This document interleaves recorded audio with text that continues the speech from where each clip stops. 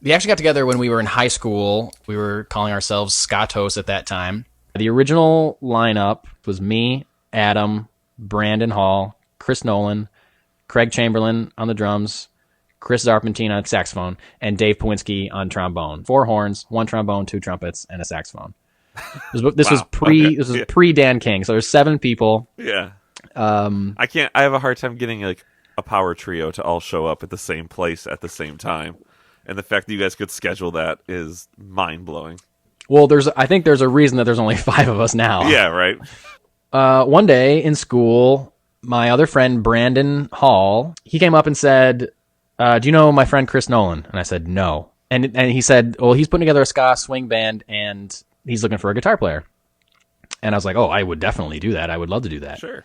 Lo and behold, I was in a class with Chris Nolan. We were in a music theory class together. I was sitting in music theory class, and behind me was Chris Zarpentine, and behind him was Chris Nolan. And I heard Chris Nolan get Chris Zarpentine's attention, and I heard Chris Nolan say, "Hey, I'm putting together a ska swing band. Do you want to play saxophone in it?" And I heard him say that, and I turned around. And I said, I like connected the dots. Yeah. And I was like, "Oh, wait, I think I'm going to be in that band." Brandon asked me about it today.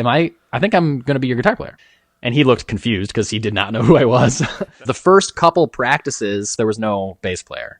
And I was like, I got to talk to Adam about this because we've been wanting to do something that had more punk-like energy or whatever. So finally got Adam to show up. And so yeah, then it just became, what songs do we know? What songs can we learn quickly?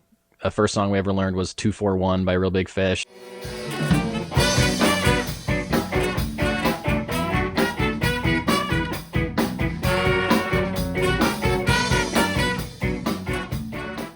We started playing at like school functions and, town shop shows and things like that.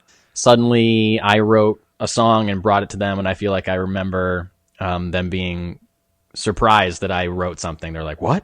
An original? It's like, this is new. What are we doing? After that kind of like opened the gates to be like, okay, who else can write something and what else can we get together?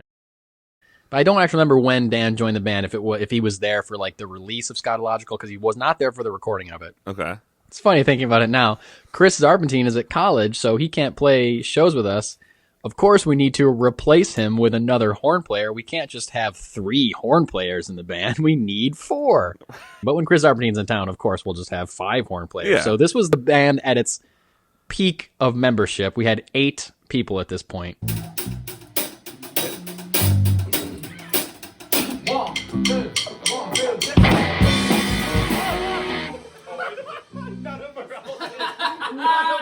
None of us. All so proud we got the word. Oh, we got it.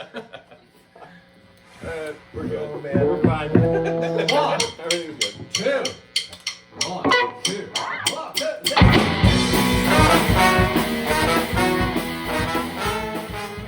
2. But then by like 2002, 2003, we were like barely playing anymore. We didn't ever like have a conversation where like we were breaking up, but nobody was looking to book any Skatos gigs or practices anytime. And I got a call from Brandon Hall. I said, "Oh, wow, I haven't talked to you in a little bit. How are you?" And he said, "I'm not doing very good. I have leukemia." And I was like, "Oh, this is shitty. One of my best friends in the world has leukemia." A few days later, I had this idea. I thought Skatos should get back together and do put on a benefit show for him, do like a reunion show and do a benefit show. And almost immediately after I thought it, I was like, that's never going to happen. The other guys don't want to do it. So that's a pipe dream. So then a couple of days later, Chris Nolan called me and said, "Hey, we want to get Skatos back together and put on a benefit show for Brandon because he has leukemia." And I was like, "Are you fucking kidding me? I had the same idea." So yeah, then that was the plan. Everybody came back and it was super fun. During the rehearsal process at some point, I think I was leaving Chris's house because that's where we used to practice, and he and I had a conversation of like, do we think we're going to keep doing this? Because this is fun. And he was like, "Yeah, I don't know. I think it might be." And I think we all feel like we're on the same page about it. And that's what ended up happening, is that we just decided to continue to be a band again now that we were all back home. Eventually started writing new songs. I think we played 1 or 2 shows as Skatos.